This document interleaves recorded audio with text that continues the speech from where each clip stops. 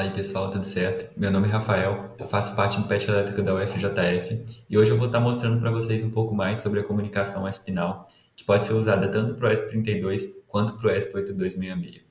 Ela foi desenvolvida pela própria fabricante do ESP e permite com que os ESPs se comuniquem sem a necessidade de Wi-Fi em uma alta velocidade e uma distância de até 200 metros. E a gente vai usar o Arduino IDE para fazer a programação. Então hoje eu vou mostrar para vocês como que funciona o código e vou mostrar uma prática bem simples para que vocês consigam entender como que funciona essa comunicação. E nessa prática a gente vai estar usando dois ESP do 8266, em que um ESP ele vai ter um botão e o outro ESP ele vai ter um LED. E aí vocês vão ver que a gente vai conseguir acionar esse LED utilizando o botão que está no outro ESP. Então acaba que aí a gente tem uma relação de mestre-escravo. Então a gente tem o mestre, que seria o ESP emissor enviando a informação, e o ESP escravo, que seria o ESP receptor recebendo essa informação. Existem outros tipos de relações também, como por exemplo, eu posso ter um mestre enviando para dois escravos, e aí você encontra vários exemplos na internet de códigos, mas a ideia principal do código é mais ou menos a mesma do que eu vou mostrar aqui no vídeo de hoje, e você também pode estar adaptando de acordo com o projeto que você está fazendo. A primeira coisa que a gente vai estar precisando fazer dentro do código é descobrir o endereço MAC do ESP receptor, que é aquele que vai estar recebendo informação. Basicamente, sempre que o ESP ele for enviar um dado, uma informação, né, ele precisa saber para qual ESP ele vai enviar. E para isso, ele usa esse endereço MAC. É como se fosse o endereço de uma casa mesmo. O programa é bem simples aí, está mostrando na tela. Basicamente, você vai printar esse endereço no serial. Então, eu já conectei o ESP aqui, que no meu caso vai ser esse, que vai ser o receptor, né? Já conectei ele no computador, selecionei aqui a porta e a placa, que no nosso caso é o ESP8266, e já também passei o código para ele, né? Como vocês podem ver aqui, está tudo certinho. E agora a gente vai abrir o Serial Monitor para ver esse endereço, né? Então aqui não tem nada escrito, mas se eu apertar esse botão de reset, que é esse botão que está aqui no cantinho, aqui, ó, vocês podem ver que ele printou o endereço MAC, né? Que é esse endereço que a gente está procurando. Então, depois que você descobriu o endereço MAC do ESP receptor, a gente agora vai passar para realmente o código dos ESPs, né? Então, vão ser dois códigos, um para o ESP emissor e outro para o receptor. A gente vai ver primeiro aqui do ESP emissor, né? Então, primeiramente aqui ele inclui as duas bibliotecas aqui, que seria a biblioteca do Wi-Fi do ESP8266 e a biblioteca do ESP Now. E aqui, ó, nessa estrutura, é onde ele bota o endereço que a gente encontrou no código passado, né? Então, aqui eu até comentei que esse foi o código que a gente encontrou, e o jeito certo de colocar é dessa maneira aqui, ó, sempre depois do xizinho. Aqui ele cria duas variáveis que são relacionadas à nossa prática, né? Como eu falei, vai ter um ESP que vai ter o botão, então aqui eu coloquei qual pino que o botão vai estar, e também esse valor do botão aqui, que mais para baixo no código vocês vão entender mais como ele funciona. Logo aqui embaixo, eu estou criando uma estrutura. E uma estrutura é como se fosse, como se a gente estivesse criando um tipo de variável. Então, igual a gente tem inteiro, string, caractere, e logo aqui na linha de baixo, eu crio uma variável desse tipo que eu criei aqui em cima. Vocês vão ver que vai ajudar muito no código, porque, por exemplo, ao invés de eu criar 10 variáveis para armazenar 10 valores que eu quero, eu posso criar uma estrutura, eu crio um tipo de variável dessa estrutura que eu criei, e esses 10 valores que eu preciso, eu armazeno ele dentro dos campos dessa estrutura. Aqui no nosso caso, a gente só tem esse inteiro A aqui, mas você pode ter mais de um e você também pode misturar os tipos.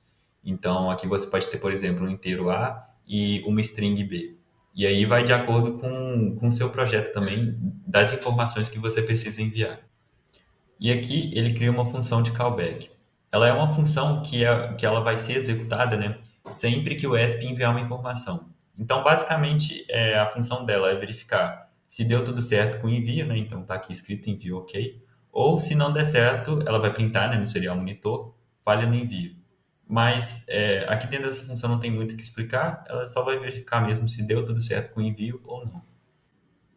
Então, aqui no void setup, primeiramente eu inicializo a comunicação serial. E esse pmode aqui ele está relacionado com a nossa prática, né? Como eu disse, a gente vai ter um botão nesse ESP emissor e a gente vai querer saber se ele está pressionado ou se ele não está pressionado. Então, nesse caso aqui, ele vai ser input, né? E esse pino botão aqui armazena o pino que o botão vai estar conectado, né? Para quem já mexe muito com Arduino, com o ESP32 ou 8266 mesmo, essa função pmode aqui é bastante usada, então não tem nenhum segredo. Na linha de baixo ele é colocado no modo Wi-Fi Station e aqui embaixo o ESP-NOW é inicializado, né? E se der algum erro ou dar alguma coisa errada, né?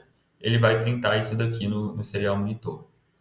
Aqui embaixo eu, eu boto o ESP como controlador, né? No caso, a gente está falando do ESP emissor, então ele vai estar enviando informação, então ele seria um controlador, né? Como a gente pode ver aqui.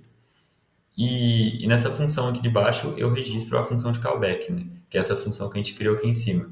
Então, sempre que o ESP ele for enviar uma informação, né? Ele vai chamar essa função aqui e essa função aqui vai verificar se deu tudo certo ou se deu alguma coisa errada.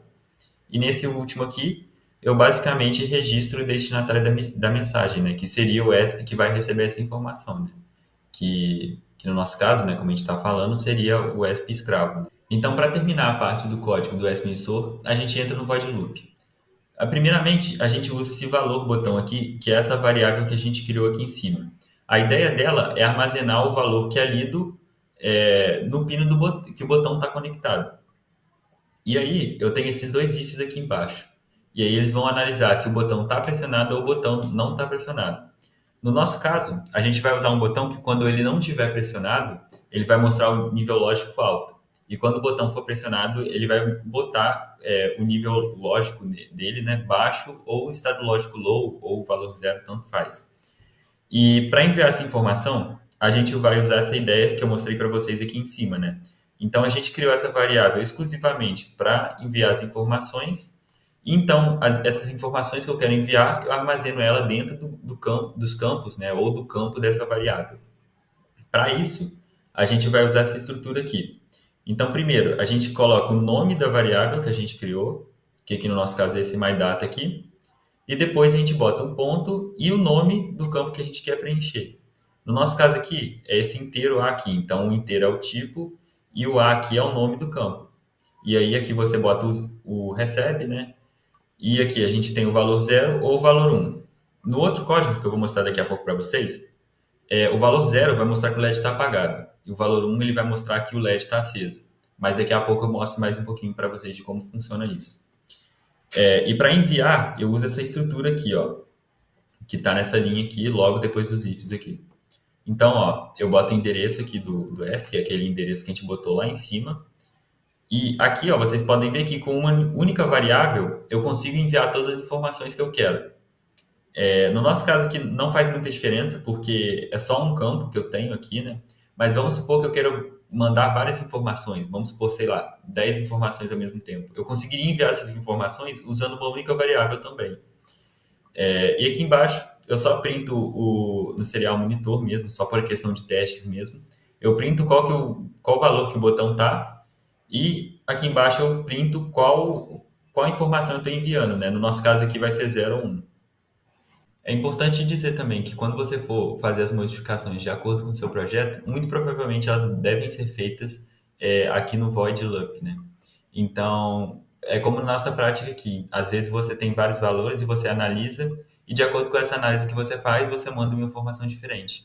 Mas a ideia principal, assim, no Void Loop do Espinal, é essa forma aqui de como você envia informação. Essa parte dos ifs aqui é realmente só uma análise aqui, no caso da nossa prática, mas aí vai depender também do projeto que você está fazendo utilizando o Espinal.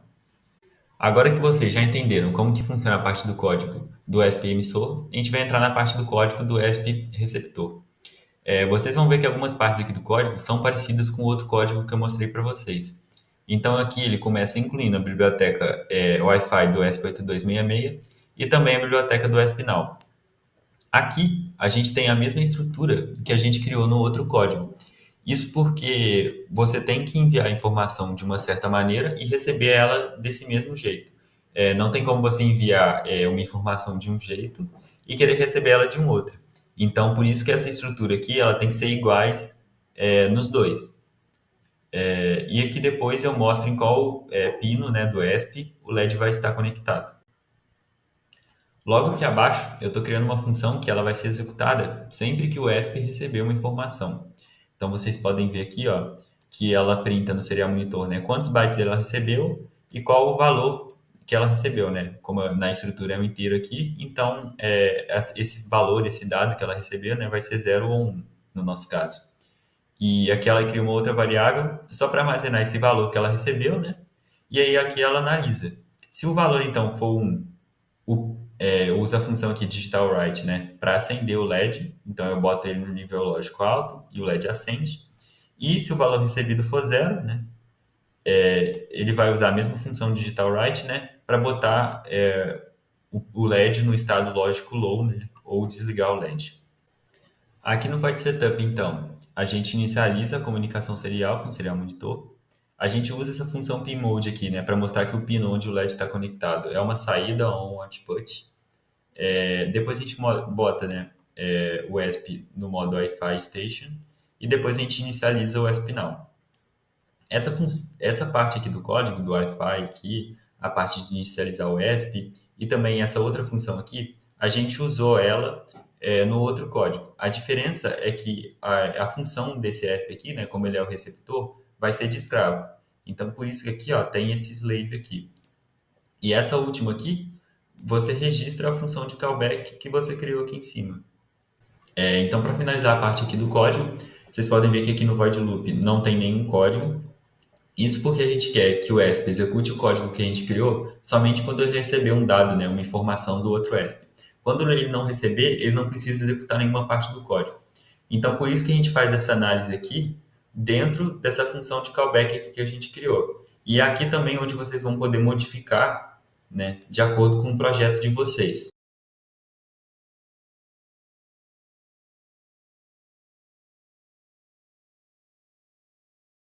E se você ficou com alguma dúvida no vídeo de hoje, a gente tem um texto no nosso blog também. O nome é Energia Inteligente e lá a gente posta textos não só sobre a comunicação espinal, mas também diversos temas relacionados à ciência e à tecnologia.